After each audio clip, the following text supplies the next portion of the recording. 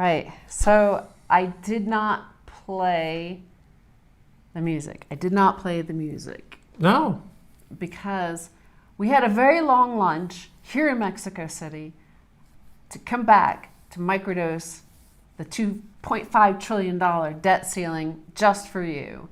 But because we had a very long lunch, you may have seen some of the photos online. Max posted them on his Twitter. I retweeted, and we had lunch with Don Hugo Salinas Price. So I got back and I didn't have time to program in to my little stream deck here, the theme tune.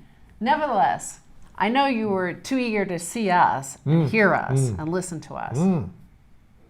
Right? All righty.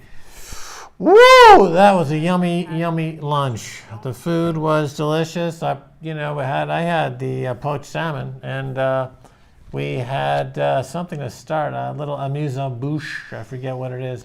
But it's like a French restaurant in the middle of Mexico City called Les Moustache. I looked it up on the TripAdvisor. People love it for good reason. Then they came out and they, gifted us these wonderful kind of, souffles for dessert. A dessert souffle is usually, How's the audio sounding? I know there's, a lot of experts out there who have some opinion on that. Can you hear Max okay? Can you hear me okay? And so Bitcoin right now is about back at 49,000. It's been going up and down, bouncing between. I think it went down to 42,000 at one point in the past week, or certainly since we were last here with you on our live stream microdosing. Today we're microdosing the $2.5 trillion debt ceiling because I guess the Senate passed it first. Usually, I thought it usually goes for Congress first, and then the House of Representatives to the Senate. But let's see, one of the houses raised the debt ceiling by $2.5 trillion, and that's why we Bitcoin. Well, that's just to get them through to the midterms of 2022. So the $2.5 trillion debt ceiling, as I've said many times, as many have said many times, there is no debt ceiling. There will be never an occasion when Congress doesn't vote to increase the debt. There is no ceiling. They should just stop wasting everybody's time and say that there's no such thing as a ceiling. We're going to keep raising this thing in forever. And the numbers are astronomical. Jay Powell was also talking today, and as predicted, he left interest rates unchanged, 0 to 0.25%. As I've been saying now, you can't taper a Ponzi. At the same time, they went on to say, well, we're going to actually taper our asset purchases to some degree over the next couple of quarters, and we're looking for rate rises next year. But remember, in aggregate, the global central banks, and they all work together, there is no tapering. If the U.S. was to quote unquote taper in any given month, the Bank of Japan would more than offset that 5 to 10 times over again, or the Bank of England, or the ECB. So in aggregate, there's never, ever been a taper. And number two, over the past 50 years, there's only one real metric. If you don't know the difference between inflation, deflation, disinflation, stagflation, hyperinflation, and shrinkflation, there's only one thing to keep in mind, and that is that the purchasing power of the dollar has gone down for 50 years. That's it. That's all you have to. You can call it whatever you want to call it, but purchasing power has gone down for 50 years, and it's going to go down for another 50 years. That's it. That's the only thing you need to know. Don't dress it up by trying to say, well, economically speaking, according to the Keynesian model, we're going to have a disinflation followed by deflation and then a rapid inflation. All that completely garbage. People are commenting on your ugly sweater, your ugly Christmas sweater. I got this from Pomp. We were on Pomp's show, the best business show in Miami, Florida, and this is the swag that guests get. The ugly Bitcoin Christmas jumper. This is, freedom, the rebel freedom yell with the laser eyes. You did not tell Pomp the story that your family financed the Scottish uprising. So, no, we didn't get into that. Yeah, you didn't get into that. But we had a good interview with Pomp, Yeah. It was a good time. And John and Joe, his brothers, they're there. They got a cool little studio set up in Miami. and fun. It's a fun show. Right. Somebody just received the same sweater in the mail. Perfect timing. Yes, I think so. So we're citizens. We're about to be citizens of El Salvador. Yeah, that's fantastic, isn't it? That's kind of why, there's been a skip in this week of this Orange Pill podcast microdose brought to you by swanbitcoin.com/orange pill. At least there's always some live little content over on our Twitter handle, Orange Pill Pod. And, so you've always been stacking and dollar cost averaging. Maybe you got the $42,000 dip. Maybe you got the $46,000 dip. If you set your, limit orders in at the right time, at the right price. But, we were in Miami, and then we had planned on doing a live stream and a microdose. And then we got called up to Washington, D.C. from Miami, where, from Miami we're coming here to Mexico City and then to El Salvador. And of course, we only had things like our flip-flops and stuff. So we headed into the cold, into the freezing cold in our little flip-flops and our shorts and our summer clothes, our warm weather clothes.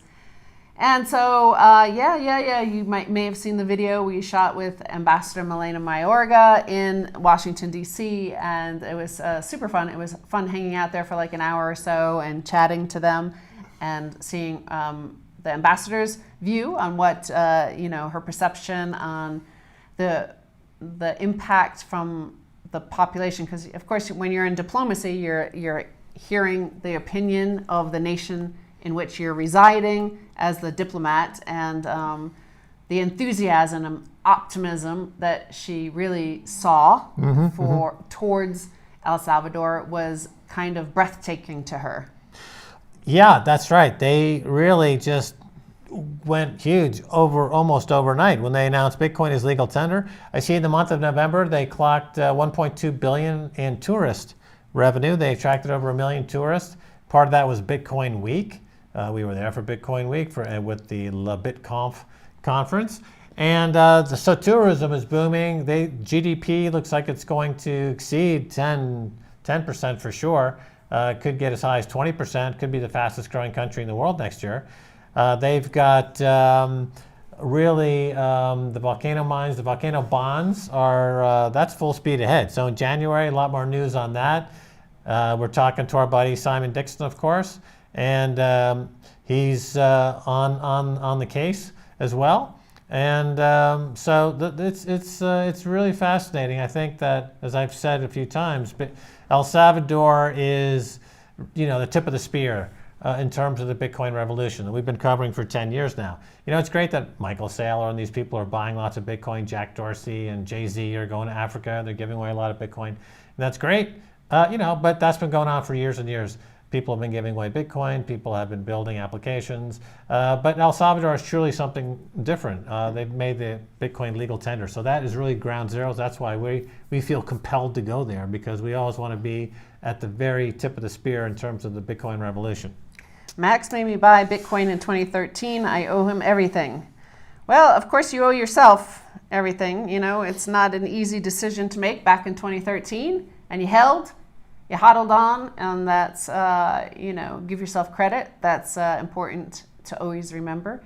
On the way up and on the way down, because like a lot of people also, of course, like they do the blame game. Mostly the shitcoiners, they pile into a shitcoin and then they get angry with, Elon Musk for, causing a shitcoin to go up by 5,000%, and then it crashes by 50%, and then they start yelling at him when it goes down. But they made their own decision. They must lie in their own bed. Right. Well, it's always funny to see on Twitter and social media when the shitcoins are going down, and I tweet something like, "Oh, look at these shitcoins go down, and look at this shitcoin that's going down." People are saying, "Oh, yeah, well, Bitcoin's going down too." The big difference is that shitcoins will always go to zero against Bitcoin, and you may catch a blip when they're not going on their way down to zero. Whereas Bitcoin is always going to infinity against fiat money and always going to be eating away and demonetizing gold. So that's the big picture. So they're not the same. You can't really put them in the same boat. One is 100% mathematically guaranteed going to zero. That would be fiat money and shitcoins. One is guaranteed to underperform Bitcoin, and that would be gold. And one is guaranteed mathematically to increase purchasing power for the next 100 years, and that would be Bitcoin. Right, there's a lot of people asking like if we're afraid of the violence or whatever in El Salvador. But the homicide rate has crashed dramatically in the past 2 years, and it's lower than most cities in America. Max lived in New York City in the 70s and 80s. Go check out the murder rates back then. See what it was like back in the 80s, mid 80s in New York City. Yeah, the violence and murder rate in America is hitting all-time highs. In some cities like Philadelphia, certainly not in New York City. When Max lived there, it had 3,000 murders a year. Right now, it has about 300, 350 a year. So it was 10 times greater back when Max was living in New York City in the 80s. Yep. And across the board, at various cities like Philadelphia, the violent crime and murders are hitting all-time highs. So in Chicago, I don't think there's any secret there that this is like one of the murder capitals of the world. It's really makes Somalia blush in terms of on the violence scale. So that's the way it is. The violence around the world is a problem. Bitcoin is the antidote of violence. Bitcoin monetizes love and freedom and cooperation, whereas fiat money incentivizes and monetizes violence. So I think we've already seen that in El Salvador. There's already a renewed feeling of hope and fellowship, the complete opposite of violence. So I would imagine that trend is going to continue. The countries that are stuck in the fiat world, like the UK or the US, are going to become more and more violent because, like Nancy Pelosi came out today and justified her insider trading and market manipulation and stock gains. Remember, she's made like $100 million on her public servant salary over the past 20 years. And she just says, look, it's a free market out there. I get to participate in this just like anybody else. And just as Bastiat said, when plunder becomes a way of life for your elected leaders, then it really permeates every aspect of your society. And America's become a plunder nation. Well, I also think it's about the mindset of the people of the nation. If everybody feels like it's a zero-sum game, or in fact, the pie is shrinking, then the incentive is to steal and plunder as much as you can before anybody else can. And that seems to be the sense. You can see it in that hyper-partisanship, the polarization, and the extreme hate between the two duopoly of power on the power, the duopoly on violence, the monopoly on violence between these two parties. I think you see that they recognize as well that it's a shrinking pie because it's a shrinking empire. Whereas, and that trickles down, that sort of mood of hate and for each other trickles down and it spreads into the mindset of the population. That changes and ultimately results in a sort of hyperinflation. You saw that this past week with Bloomberg News, by the way. Bloomberg said, there was an opinion piece saying something like, well, there's an antidote to, the solution, the antidote to inflation is just spend your paycheck as fast as possible. It's like, yeah, that's the exact mindset that happened in Weimar Germany and led to hyperinflation. That's like, it spirals rapidly. Like, what do these guys think? To be clear, that's not the antidote to inflation. That would be creating more inflation. That's the recipe for hyperinflation. Hyperinflation. Right? The expectations are you have to spend that money fast or prices are going to go up. It's a self-fulfilling prophecy of driving prices up, which is going to create more money printing and drive prices even higher. So they're clearly out of their minds, gone insane. I will be doing a press conference in El Salvador in the first week of January. You can contact the government's press office if you want to get a press pass for that press conference. I'll be talking about all this in great detail to the global press. Well, so the mindset, as I was saying, the mindset in the U.S. is leading to the violence because the mindset is of a collapsing, decaying, entropic empire, which is falling apart from the edge to the center. And then, it's only natural that the edges of empire, the victims, if you would have it, of the military might of the U.S. and of the corporations, the ones who have been had to eat U.S. dirt for the past 50 years, especially since the fiat standard. So, there's a sort of elation and optimism and a sense that they're escaping that yoke of this big giant bully and all their weapons, and their, what was that, cleansing the oceans and clearing out and financing civil wars and carpet bombing people and just suppressing the natural inclination for people to peacefully trade. And they didn't want, the U.S. empire didn't want people to peacefully trade, and therefore the people of the world have rejected it. And that's the end days of that. And you sense that outside of the empire. People feel like they're going to be free soon, thanks to the collapse of the center. Well, this is exactly what I was thinking of at lunch, and I was eating my souffle. I'll show for the audience a nice shot of the souffle. You got a nice shot of that? Yep. This was the souffle Grand Marnier I was having at lunch today with Don Hugo Solanas Price.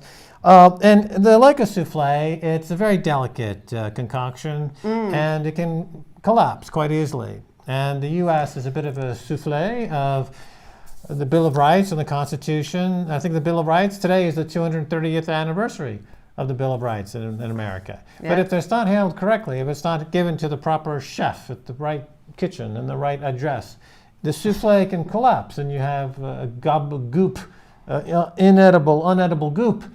And the U.S., having had a couple hundred years of a marginally edible souffle of rights, is about to go. Well, that's a good segue into the epitome of end days, the sign of end times for empire, is literally a. This article I saw this week of the fiat standard is that an influencer is making, she says, $50,000 a week selling her farts in a jar.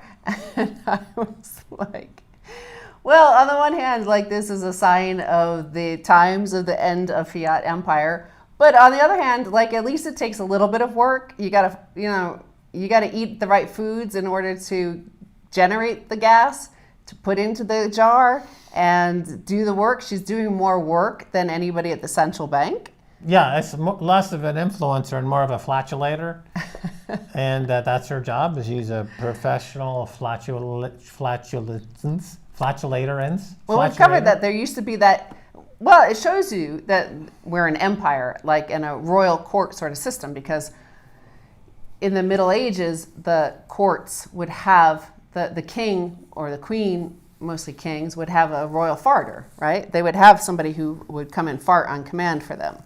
Right, and there was a great talent actually in the theater. This was covered in a great book by Ricky Jay, a magician, an American magician, who got to be well known also as an actor. He was in some David Mamet productions, one of them being House of Cards, which was a great film. And he wrote a book that I read when I was a teenager back in the 1970s, if I'm not mistaken. And the Ricky Jay book that came out at around that time was called something like, I'll get to it in a moment, but in that book is a story of a man who was a great success on the vaudeville theater circuit who could fart tunes, concertos and popular tunes. And apparently it's all about, stomach muscle control. People think it's about sphincter muscle control somehow. No, it's about stomach. So you're taking in a lot of air and you're manipulating your stomach in such a way as to create these areas of flatulence on stage for the paying public. And, it was a great success. Coprophagy, which is sexual stimulation by eating feces, was portrayed in the classic John Waters film Flamingo, right, with the divine was a member eating dog poop on the street. So this flatulence, this flatulator who's selling her farts in jars, is really tapping into a long-standing tradition of this type of entertainment. It's called the flatulist. According flatulist. to Roland the Farter was a medieval flatulist who lived in 12th century England. Roland the Farter's given name was George. He was given Hemmingstone Manor in Suffolk and 12 acres of land in return for his services as a jester for King Henry II. So that's the system we have. This is the cantillionaire class has created royal flatulists for their amusement. That's what influencers are. They're royal flatulists. Well, not to name names, but while we were living in London, there was a famous gentleman, part of a very prestigious family, who's now a member, or was, or is, or sometimes can be. Learned Pigs and Fireproof Women. That's the name of the book by Ricky Jay. But he would describe how he would go into a dark room with other... No, he didn't do it himself. He told us about his friends who went to fart clubs. They go to clubs, darkened rooms where they fart and smell each other's farts. But again, these are end times. This is like, under a Bitcoin standard, this wouldn't exist, right? You wouldn't have fart clubs. Cards as Weapons. That came out in 1977. Really, Ricky Jay is a great book. He could throw playing cards, and you could throw them from the stage to the top balcony in a theater. He was a master of throwing cards and other types of lost magical arts. Also what I learned about farters and flatulists is when I worked in comedy at BBC, we were making a series for BBC Three. We hired a flatulist who would come up. The program idea was that we had these comedians who would pretend to be from like BBC News, and we were outside Euston Station in central London, and they would we'd ask people about a certain topic that was happening, and people really love to be on the news, right? And they're like, yes, and giving their opinion about, like, I don't know, something in politics or policy or something like that. And then this flatulist we'd hire would come walking behind and just rip a whole bunch of farts. And every single time, the person who was being interviewed was just like, so my opinion is this. And they would just like ignore this guy. Right, because they're English. Yeah. It would be improper to comment about this flatulating passerby, wouldn't it? It's terribly proper of them, you see. But, that's, again, an example of English or British humor or comedy. Yes. It's, I was the only one. I was on set laughing. Yeah. I mean, the British comedy, in my view, is a bit overrated to some degree. Yes, there's Monty Python and Ricky Gervais, but there's also Ken Dodd. Okay, Ken Dodd is a national treasure. He's the least funniest person ever to get on a stage. Yeah, but that's like from like 70 years ago. But he's still revered as a comic genius. But you could go down the two Ronnies. I don't find the two Ronnies at all funny. But they're national treasures, right? True. They send over the Monty Python, and everyone says, "Oh, it's the Beatles of comedy. Aren't the British so funny?" Well, that one act is funny. We sent over Richard Pryor and Lenny Bruce and some others, and Bill Hicks. He got famous in London, really more so than he did in the United States. But I was working, as I said, I worked in BBC Comedy. I worked in comedy, and we sold most of it because everything is sold to BBC Three at that time, or Channel 4, and most of our stuff is to BBC Three. And the thing is, we had a series that we were doing where one of the lead writers was Mackenzie Crook, and we said, we hired Mackenzie Crook, and he's coming out in a new series that was coming out in July of that year, and that was called The Office. And all the executives at the BBC went like this to each other, and we were like, what? And they were like, it's horrible. They were like, it's horrible. And we were like, oh, that's weird, because Mackenzie says it's great. Like, he said it's going to be he said it was going to be a classic. Right. And all the executives were like, ugh, horrible. So we, the executives and I, we all went home and we were like, oh, I thought, Mackenzie said it was going to be amazing. Right, they didn't understand how funny the cringe-worthiness of that show is, right? So when Ricky Gervais is looking into the camera and talking about the office there in the roundabout somewhere in Surrey or whatever, it's cringy as fuck, and you're like, oh my God, I can't believe this is going on the air. But then when it gets on the air, it's like, this is, comedy genius. And, certainly it became a classic. And it had 2 thumbs up for Ricky the Office, and the American version, which I've never seen. I've never seen it either. But based on all the people who put the GIFs out there, it must be wildly popular, and they must have a huge run. But I've never seen it. I will say I had dinner with Ricky Gervais after that, but before it aired. So my perception was that he was part of this losing enterprise that was about to air. He was like over at the BBC for years, and not had any success. As like a writer, he was he wasn't in front of the camera. Yeah, he was just like a grunt, writing and stuff and not really getting anywhere really. And an unlikable character, like he was the character he plays on that show. That people are like, oh, Ricky, go away. And then, bam, it all came together. But then, the BBC was like that for many years, where they would commission all kinds of wacky stuff without any, because it's public money, and they commissioned stuff without any thought about it making money or being successful. So you had a lot of terrible stuff, but then you had the occasional spark of genius. And then the commissioning process got very corporatized in the last 10 years or 15 years or so, and predictably the quality took a nosedive. Yeah. Well, I mean, it all went downhill because of who's our friend? Rusty Rockets and Russell Brand. Russell Brand and Jonathan Ross. So once they let loose on the guy from Faulty Towers, when they called. Please. No, they didn't call him. They called the guy who played, the Spanish waiter. So, they called him and left a rude message. Anyway, after that, the BBC got very scared of public opinion yelling at them, or the tabloids, and it all went down. They got woke. That was like the woke movement was really pushing into the BBC and British television 10 years before it hit the United States in a lot of ways. Yeah. John Cleese would not have cared at all if they left that rude message on his answering machine. But, the thing is that I was going to say, speaking of comedy, the U.S. has some very funny comedy, not Saturday Night Live, but the Federal Open Market Committee and Joe Biden and the Treasury and the Congress. Our politicians are way too funny to outcompete with any sort of comedy. We raised the debt ceiling, as we started at the top of the show, by $2.5 trillion, which is just, what was the year that we first hit $1 trillion? Does anybody remember that? Because I remember being totally shocked by that. I think it was under Obama during the financial crisis, the beginning of this financial crisis. This is an ongoing financial crisis, really. It started, the whole thing collapsed in 2008 through 2009.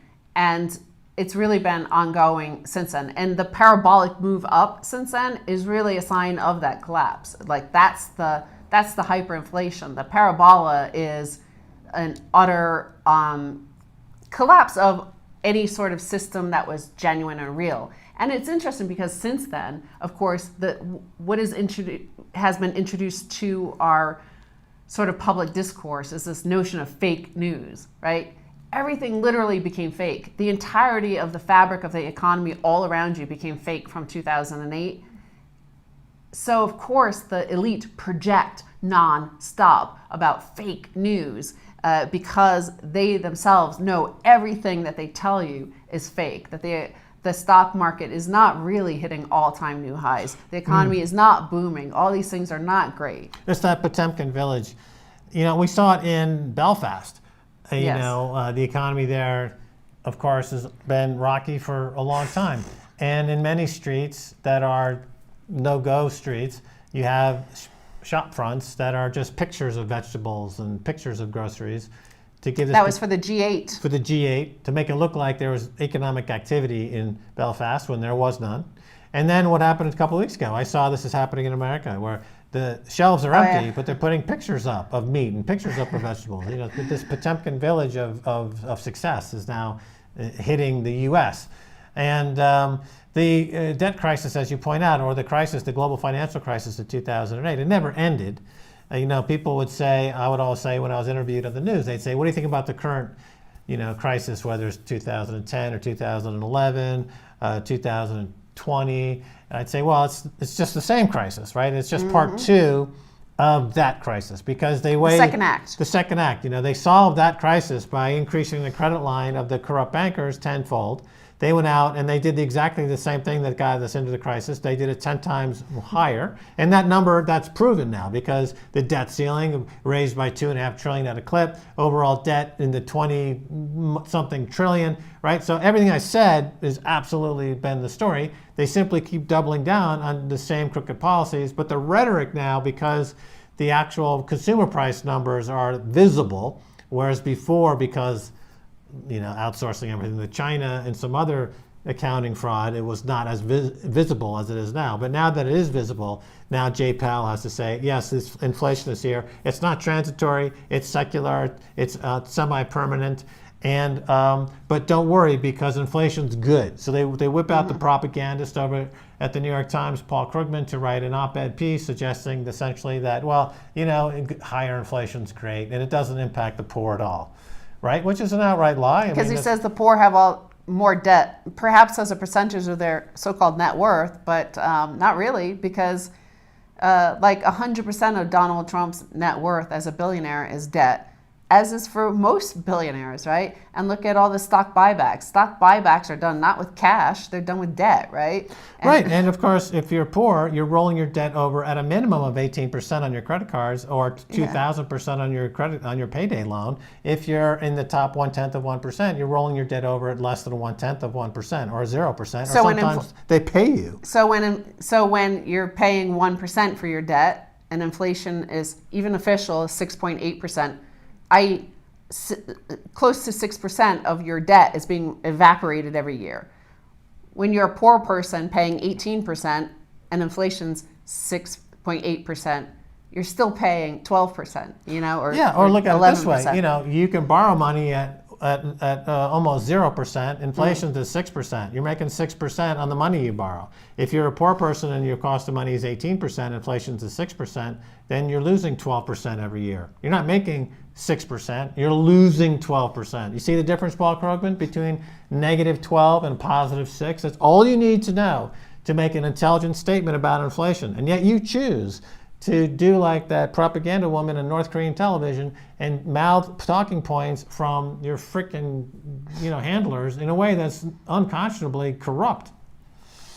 I see Yellow is in the room, and Yellow and the Meme Factory, which doesn't exist, but I'll talk about the Meme Factory nevertheless, even though it doesn't exist. Just like inflation doesn't exist, the Meme Factory is also transitory. It's a transitory collective delusion that we all have, that we've seen this episode.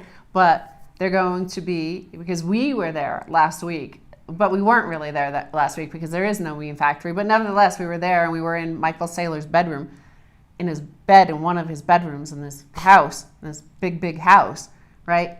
So they're going to talk to Michael Saylor tonight. Right, Michael Saylor. And we were at Michael Saylor's house, and he mentioned he's going to be on the Meme Factory. And then he said, right away, there is no Meme Factory. So I'm like, okay, you got it. This guy's on the beam. He knew it. Max He's on the meme. Missed it. I hope the Meme Factory doesn't mention that we were in Michael Saylor's bedroom. Well, I made the joke that we had been camping out in one of his spare rooms in this Xanadu in Miami. That you could easily get lost there. He said we could do it if we wanted. And he would not be aware of it. I think there's whole entire wings of that estate he's never visited. He wouldn't have any idea.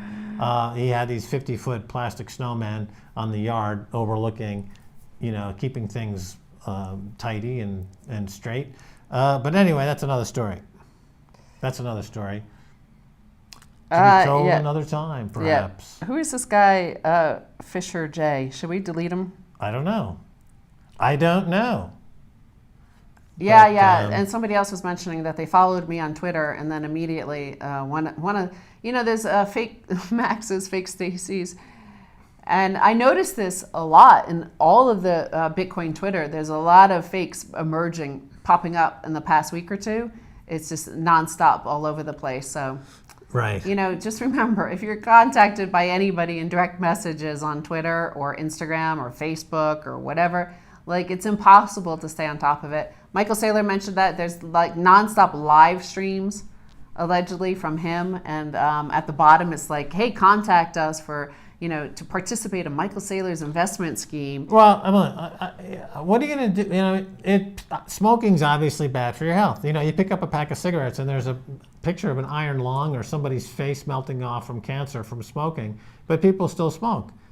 Some people are just destined to lose money on scams. They were born to lose money on scams. Some people are born to die of smoking-related illness. They just don't stop. There's nothing you can do. They're going to gamble themselves to hell. I can't stop it. I don't know. It's not my problem. It's social media platforms' problem. They don't have, their technology is not suitable for the population to which it sells into. But that's not my problem. I get a couple dozen a day, like emails allegedly from people or DMs, and I'm like, I'm not going to respond. I know it's not really Adam Curry or Adam Back. I know they're not DMing and asking how my portfolio is doing. That's one of the benefits of being a toxic Bitcoin maximalist, is that people are afraid of me, that I'm going to somehow burn, scorch them alive on the web somehow. So they're afraid of me, which is good. I hope they remain fearful.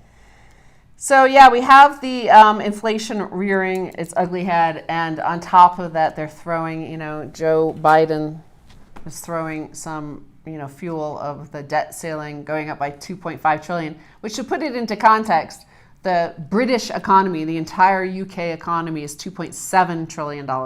So they're increasing the debt ceiling by the size of the UK economy. Right, so they're printing the equivalent of the UK economy every 6 months. So they're just adding an entire economy to the global GDP every 6 months.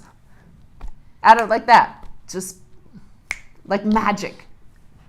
Right, and the thing to keep in mind is that over the past 50 years, at no point has your purchasing power ever gone up. It's gone only one way, down. That's the only number. That's the only thing you have to understand. There's no point to this. They're never going to increase GDP or economic activity to the point where tax revenues from that enhanced activity is going to start paying down the debt. That's never, ever, ever, ever, ever, ever, ever going to happen. And that's been true now for 20 years. But they will tell you that. They say we need to get the recovery. We need to borrow all this money to stimulate, to get the recovery. Why? What is the recovery? The recovery is GDP is going to jump. Instead of a negative print, it's going to go up like El Salvador. And of course, that means tax revenues, and we're going to pay down our debt. Well, guess what? The GDP now is locked into perpetual collapse from the money printing. The money printing causes the problem. It doesn't solve the problem, as I've been saying on every moment I could possibly tell you for 20 years. And now a lot of people are realizing it. And when they realize it for real, they're out in the streets rioting because they realize there's no exit. I'm looking for it. You sent me a message earlier about something Weimar, used car, automotive Weimar. That was fascinating, from C.J. Wilson, the former professional baseball player turned Bitcoiner, and he sells cars. And I've been following him for a while, where he's been, they usually sell all these used cars. It's usually like the big rental car companies, Hertz, Avis, and blah, blah, blah. They usually sell these cars like every few months. They're rolling over some cars in these giant auctions, and various used car dealerships and stuff are buying them en masse to sell. And he's been following these live auctions to try to get some supply for his own automobile dealership. And he said it's just like insane. People are offering way, way, way, way over the manufacturer's suggested retail price on these used cars, new cars. They're just like paying way over the price, and he calls it Weimar Automotive Weimar. He was responding to Bruce Fenton, who says, I was car shopping on eBay today, and it seems a lot of classic cars and exotics have doubled in the last 6 months. C.J. Wilson responded, correct, it's an essential item blended with luxury collector status and speculator hopium. Automotive Weimar. Right, so those classic cars have doubled in price in 6 months. New cars, usually when you go onto a car lot, there's the sticker price, the retail manufactured price, whatever that is. And from there you haggle. You haggle down. Right, haggle down. Give me a deal. You never pay the price, right? $2,000 off the suggested price. $3,000 off the sticker price. The sticker price is just a place to start the conversation. But now it's like you come in and it's 5, 10, 15, 20,000 over that price. People are just throwing money at it. And used cars. So we bought a car in 2017.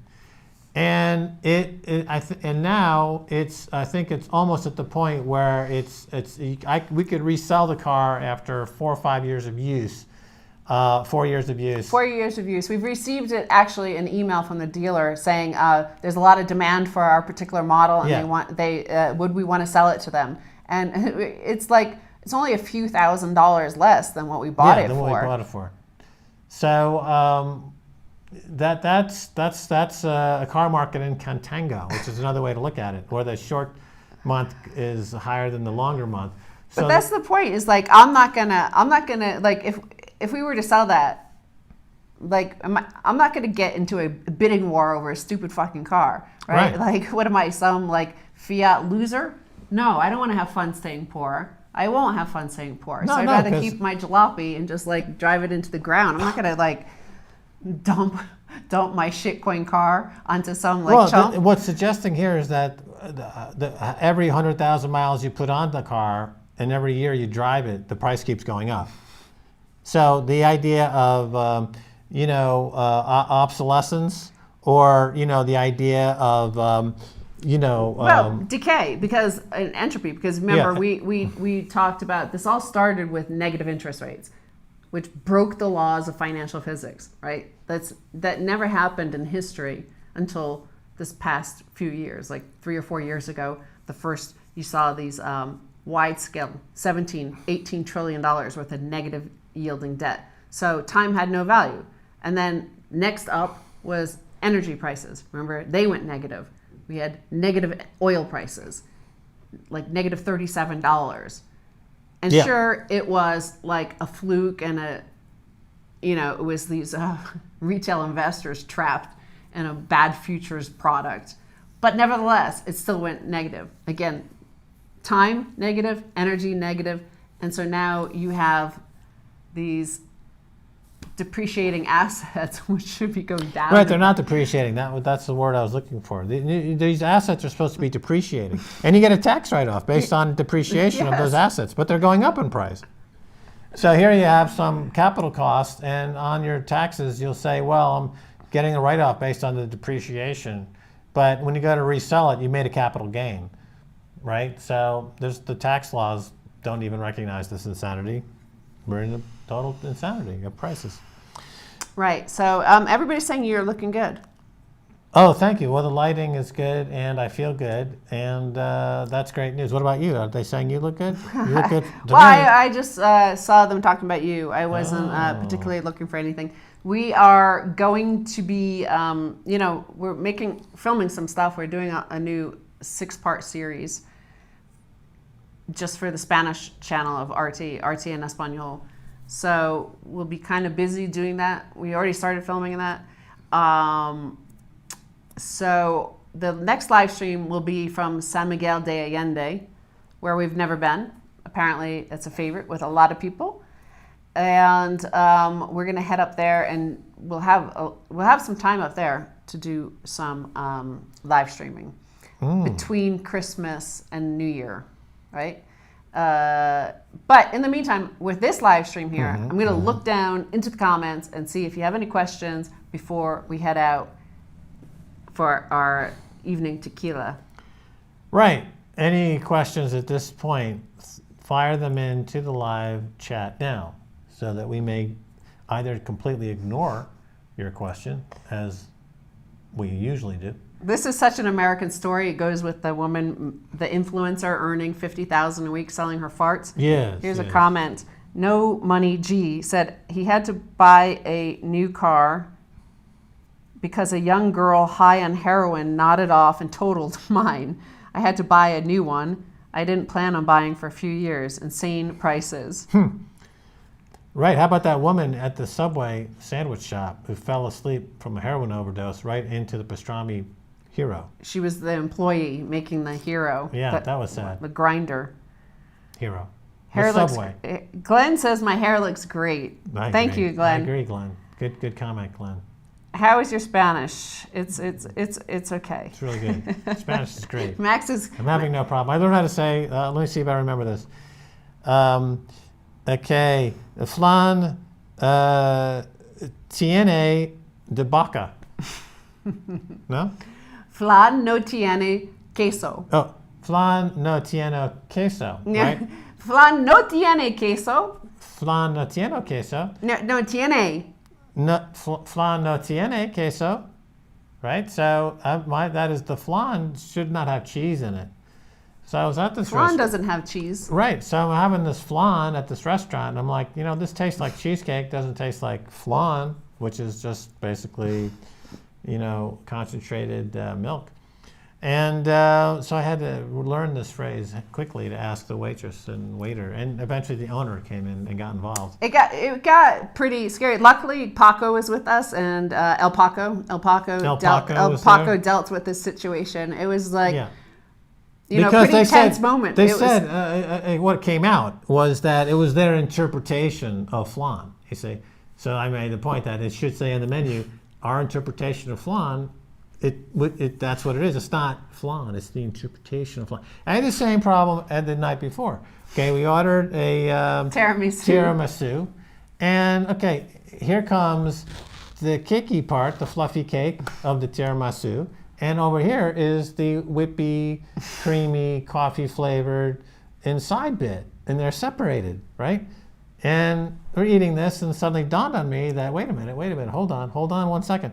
This is not really tiramisu because you don't bifurcate, you don't dissect the tiramisu and decide willy-nilly to put them in separate plates, right? Okay, so again, I call over the staff, and I'm like, look, this is not tiramisu. You don't put the cake here and the fluffy bit here, right?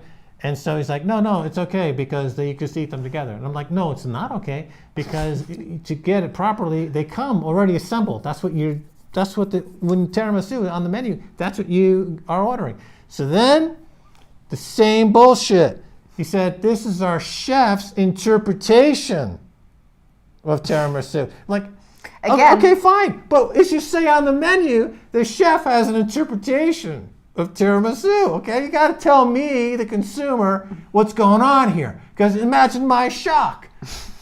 Again, El Paco had to step into this situation and sort it out. Okay, El Paco sorted it out. That's fine. And a lot of people now are thinking about this. Wording is very important on a menu. Expectations are running at a certain level, and it's all, you just can't change it. And there are rules. It's not like Vietnam. There are rules, to quote that guy from The Big Lebowski. Well, you've given the game away, however, that you've been cheating on your keto. Well, this was all keto, by the way. This was at a keto Mexican restaurant. It's called Le Quito Mexicano. El Quito. El Quito. The El Quito restaurant was only keto. So therefore, imagine my shock when, this all went down. Walter Leschlevlek, Walter from The Big Lebowski. Walter! Look, there are rules here. This isn't Vietnam. There are rules. All right. Walter Leschlevsky? I guess we should head on out. Especially, I think we might have. Did we freeze? Did we freeze? Was that code for something? Are we being held hostage? Is that the trigger word? Is that the help word? We're in a freeze. Okay? This is not a dessert. God. Well, thank God we have El Paco to sort out these situations because it's kind of like the good, the bad, and the ugly situation. These sort of guns drawn. The literal Mexican standoff. It's a Mexican in standoff. Mexico. Every time Max orders a dessert. It's a literal Mexican standoff with pastry. It got eclairs drawn. Eclair's drawn. And like if you're Alec Baldwin, they just shoot out that buttercream and it hits the cinematographer right in the face. And they go down in a kind of a sugar-induced coma. Terrible, terrible. That's a new film I'm filming. It's called The Rusty Eclair. The Rusty Eclair, starring Alex Chiffon Baldwin and a whole bunch of Hollywood ex-employed people. Well, so on a positive note, Bitcoin is still nearing $49,000. That means, it's not near all-time highs. No. Which means you get to stack cheaper. Yeah. At a discount. Yeah. For Christmas at swanbitcoin.com/orange pill. And they have a new little gifting service, right? That's right. If you go to swanbitcoin.com/orange pill, they have a way that you could instantly send a $100 gift certificate worth of Bitcoin to your loved ones. I think that's a good idea to do for Christmas. Send it to your enemies. I'm going to send Max $100 in Bitcoin. Here's a good way to tip, a life hack. Think of somebody you hate. Send them a $100 in Bitcoin gift certificate from Swan. You'll see what happens. Trust me on this. Trust me on this. Trust me. The person you despise. Just send them a $100 gift certificate of Bitcoin from Swan. And you'll start the new year with a totally different frame of mind. Your hate will dissolve. Oh, yeah. Max is being like Gandhi or something right Exactly. now. Or Martin Luther King Jr. Just the hate, let it go. Let it go. Send me your Bitcoin. And I will absolve you. No. All this fake that's fake. It's fake. It's all fake. That's not me.